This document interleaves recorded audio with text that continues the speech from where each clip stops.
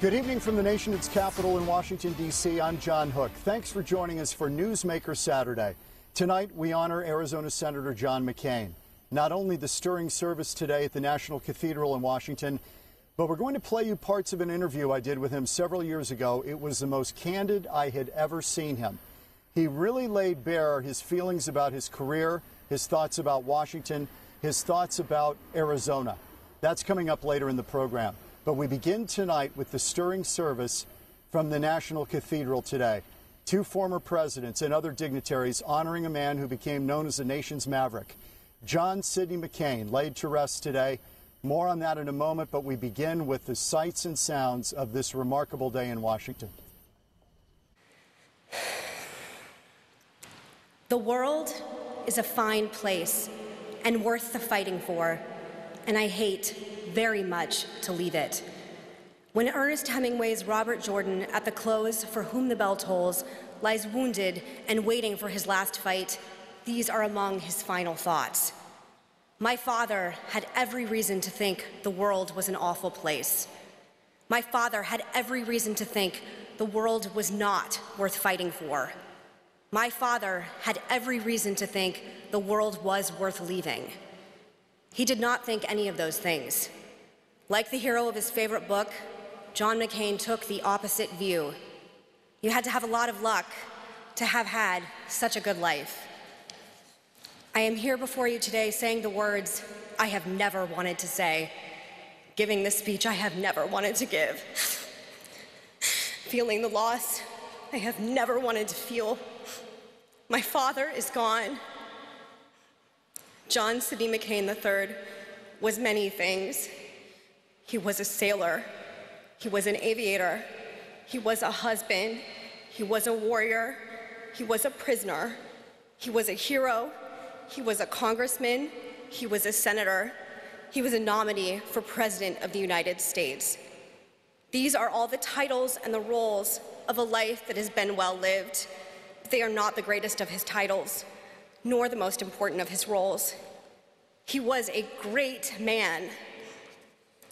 We gather here to mourn the passing of American greatness, the real thing, not cheap rhetoric from men who will never come near the sacrifice he gave so willingly, nor the opportunistic appropriation of those who lived lives of comfort and privilege while he suffered and served.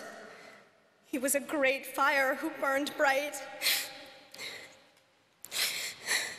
Today I want to share with you where I found out who John McCain truly was. It wasn't in the Hanoi Hilton. It wasn't in the cockpit of a fast and lethal fighter jet. It wasn't on the high seas or on the campaign trail. John McCain was in all of those places, but the best of him was somewhere else. The best of John McCain, the greatest of his titles, and the most important of his roles was as a father. Imagine the warrior, the knight of the skies, gently carrying his little girl to bed. Imagine the dashing aviator who took his aircraft hurtling off pitching decks in the South China Seas, kissing the hurt when I fell and skinned my knee. Imagine the distinguished statesman who counseled presidents and the powerful, singing with his little girl in Oak Creek during a rainstorm to Singing in the Rain. Imagine the senator, the fierce conscience of the nation's best self, taking his 14-year-old daughter out of school because he believed that I would learn more about America at the town halls he held across the country.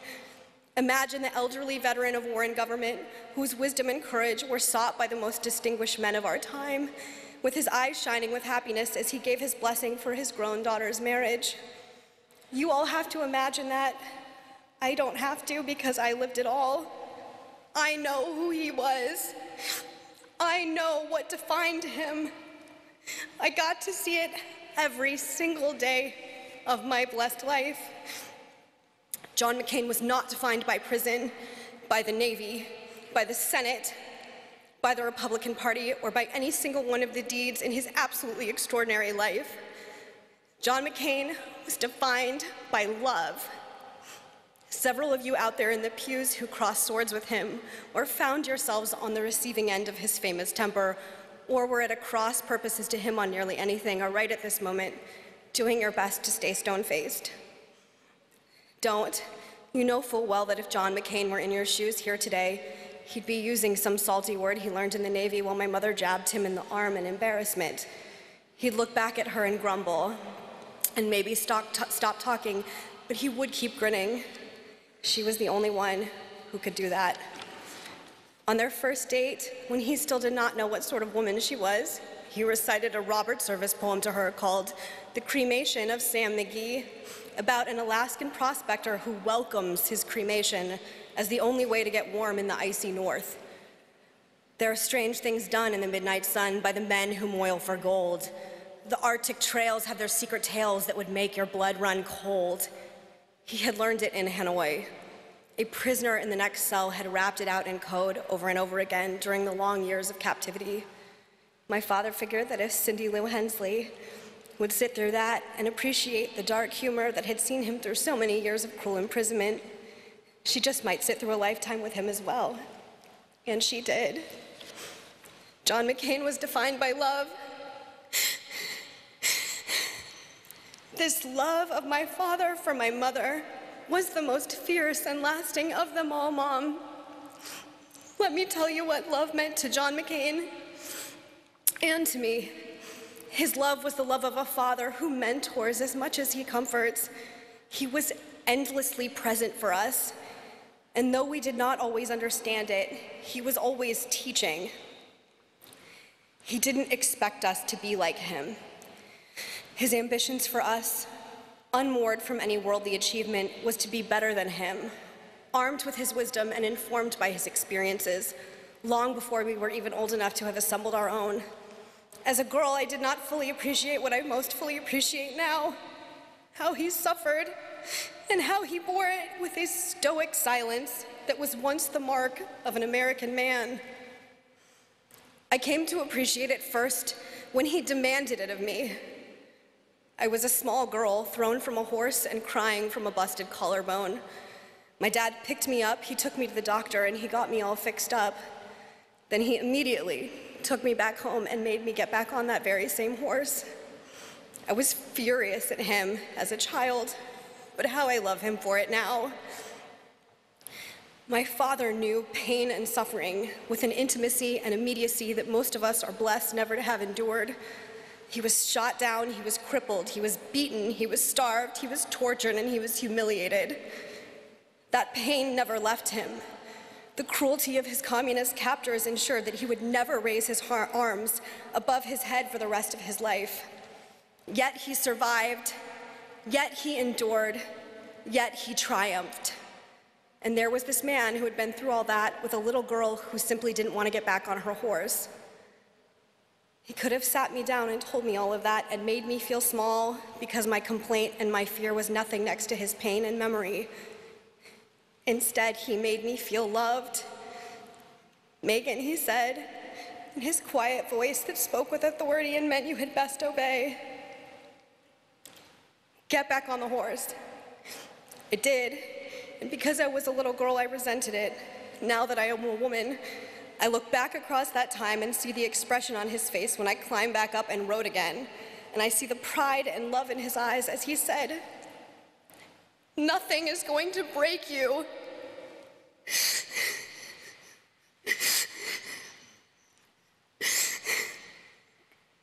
For the rest of my life, whenever I fall down, I get back up. Whenever I am hurt, I drive on. Whenever I am brought low, I rise. That is not because I am uniquely virtuous or strong or resilient. It is simply because my father, John McCain, was. When my father got sick,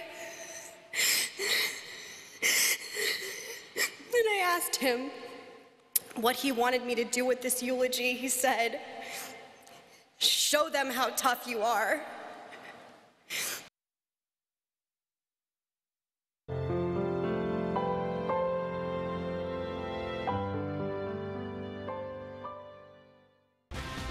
Welcome back to Newsmaker Saturday.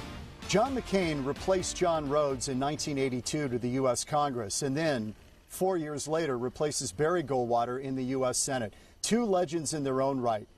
John McCain had a remarkable career in Arizona politics, one of the brightest stars that ever burned on the horizon for Arizona politically. And tonight, you're going to hear my conversation with him several years ago when I was in Washington, D.C., visiting him at his Senate office. He was getting ready for his presidential run in 2008. He had already been forged through the fire of 2000. And this was a second go-around, and he was ready for it, bracing for it, prepared for it. But in this interview, and it didn't often happen, John McCain was remarkably reflective about his life, his career, and what he accomplished. We tried, and I mean tried, to keep pace with Senator McCain, and it wasn't easy. Staff says it wasn't unusual for him to cover 6 or 7 miles a day walking these halls. We headed into his spacious office in the Russell Senate building, the home reserved for the political giants of the Senate. On his mantle, a bust of McCain's idol, Teddy Roosevelt, perhaps the greatest maverick in history. Oh yeah, he's my hero. I am still a Abraham Lincoln, Theodore Roosevelt, Ronald Reagan Republican. Those are my principles and beliefs. Why would I want to depart from those? I mean, it doesn't make any sense. I've stuck with my guns on immigration reform, on torture, on a number of other issues that may not be exactly lockstep with some conservative Republicans. But do I want the support of everybody in the Republican Party? Of course, I always have. This interview was the most reflective I'd ever seen John McCain. He was not one to dwell on the past, but on this day, he did. What brought him to Arizona? My wife. Cindy is from Arizona. I born and raised. And when I got out of the Navy, Cindy said, I want us to live in Arizona. And I did grown to really like it. You know, I mean, that was the whole reason. If maybe if Cindy had been born in New Mexico, we might have ended up there. I asked him if his career had exceeded his own expectations. Oh, sure. Oh, yeah. I thought I would be incredibly fortunate to be a member of the House of Representatives. Oh yeah, I know. It's been a phenomenal ride, and I'm grateful for every minute of it. On Lessons Learned. I have found in my political career that every time I've done things because it was the right thing to do, it's turned out all right in the end. When I have done things for political reasons, which I have, then it's always turned out badly. I wanted an example. He recalled the South Carolina primary in 2000 when he was in a pitched battle with George W. Bush for the Republican nomination. He wanted to win so badly, he deferred on the issue of the Confederate flag flying over the South Carolina State House. I went down to South Carolina and said that the Confederate flag flying over the Capitol of the state of South Carolina was only a state issue and that I didn't have any involvement in it. If I was in the state of South Carolina and I was seeking the support of the people, I should have condemned a symbol of racism that was flying over the state capitol, which, by the way, the state of South Carolina has recently taken down. And McCain, even then, was well aware of the passing days and that time, for all of us, is short. I think the most important thing is to make the most of every moment you have. Teddy Roosevelt used to call it his crowded hour. I won't be here forever, and now's my opportunity to do good things, or try to do good things. And so I seize every opportunity to do so. I live it, I breathe it, I think about it all the time, and so it's not a chore for me. It's not work. We come to celebrate an extraordinary man, a warrior, a statesman, a patriot, who embodied so much that is best in America. President Bush and I are among the fortunate few who competed against John at the highest levels of politics. He made us better presidents, just as he made the Senate better, just as he made this country better. So for someone like John to ask you, while he's still alive, to stand and speak of him when he's gone is a precious and singular honor. Now, when John called me with that request earlier this year, I'll admit sadness and also a certain surprise. But after our conversation ended, I realized how well it captured some of John's essential qualities. To start with, John liked being unpredictable, even a little contrarian. He had no interest in conforming to some prepackaged version of what a senator should be, and he didn't want a memorial that was going to be prepackaged either. It also showed John's disdain for self-pity. He had been to hell and back, and yet somehow never lost his energy or his optimism or his zest for life. So cancer did not scare him, and he would maintain that buoyant spirit to the very end, too stubborn to sit still, opinionated as ever, fiercely devoted to his friends, and most of all to his family. It showed his irreverence, his sense of humor, a little bit of a mischievous streak. After all, what better way to get a last laugh than to make George and I say nice things about him to a national audience?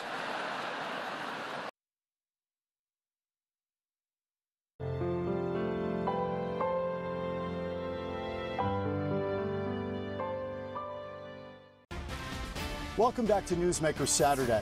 We want to share with you some of the other poignant moments from today's stirring service in Washington, D.C. at the National Cathedral, honoring the late Senator John McCain. For John and me, there was a personal journey, our hard-fought political history. Back in the day, he could frustrate me. And I know he'd say the same thing about me. But he also made me better. In recent years, we sometimes talk of that intense period like football players remembering a big game. In the process, rivalry melted away. In the end, I got to enjoy one of life's great gifts, the friendship of John McCain, and I'll miss him. Moments before my last debate ever with Senator John Kerry in Phoenix, I was trying to gather some thoughts in the holding room. I felt a presence, opened my eyes, and 6 inches from my face was McCain, who yelled, "Relax, relax."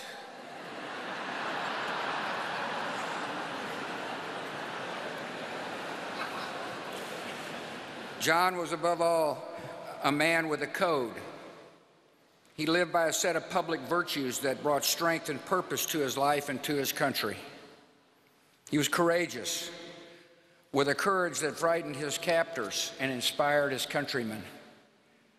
He was honest, no matter whom it offended.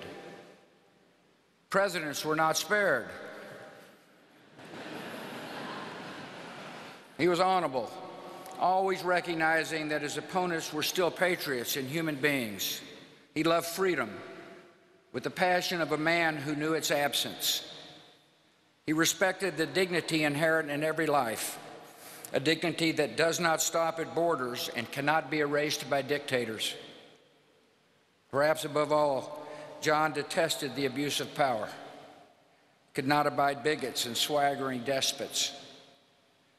There was something deep inside him that made him stand up for the little guy, to speak for forgotten people in forgotten places. One friend from his Naval Academy days recalls how John, while a lowly plebe, reacted to seeing an upperclassman verbally abuse a steward. Against all tradition, he told the jerk to pick on someone his own size. It was a familiar refrain during 6 decades of service. Where did such strength and conviction come from? Perhaps from a family where honor was in the atmosphere, or from the firsthand experience of cruelty which left physical reminders that lasted his whole life, or from some deep well of moral principle. Whatever the cause, it was this combination of courage and decency that defined John's calling and so closely paralleled the calling of his country. It's this combination of courage and decency that makes the American military something new in history, an unrivaled power for good. It's this combination of courage and decency that set America on a journey into the world, to liberate death camps, to stand guard against extremism, and to work for the true peace that comes only with freedom. John felt these commitments in his bones. It is a tribute to his moral compass that dissidents and prisoners in so many places, from Russia to North Korea to China, knew that he was on their side. And I think their respect meant more to him than any medals and honors life could bring. The passion for fairness and justice extended to our own military. When a private was poorly equipped or a seaman was overworked in terrible conditions, John enjoyed nothing more than dressing down an admiral or a general. He remained the troublesome plebe to the end. Those in political power were not exempt. At various points throughout his long career, John confronted policies and practices that he believed were unworthy of his country. To the face of those in authority, John McCain would insist, "We are better than this. America is better than this."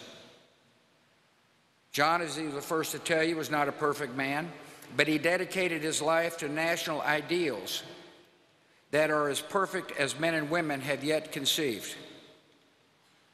He was motivated by a vision of America carried ever forward, ever upward, on the strength of its principles. He saw our country not only as a physical place or power, but as the carrier of enduring human aspirations, as an advocate for the oppressed, as a defender of the peace, as a promise, unwavering, undimmed, unequal. The strength of a democracy is renewed by reaffirming the principles on which it was founded. And America somehow has always found leaders who were up to that task, particularly at the time of greatest need. John was born to meet that kind of challenge, to defend and demonstrate the defining ideals of our nation. If we're ever tempted to forget who we are, to grow weary of our cause, John's voice will always come as a whisper over our shoulder. We are better than this. America is better than this. John was a restless soul. He really didn't glory in success or wallow in failure because he was always on to the next thing. Friends said he can't stay in the same experience. One of his books ended with the words, "And I moved on." John has moved on. He would probably not want us to dwell on it, but we are better for his presence among us. The world is smaller for his departure, and we will remember him as he was, unwavering, undimmed, unequal. The nation bids farewell to John McCain, and tomorrow he will be buried at the cemetery in Annapolis, Maryland at the Naval Academy, where his life of public service first began as a naval aviator. John McCain. We say goodbye to him tonight, and we will see you next week on Newsmaker Saturday.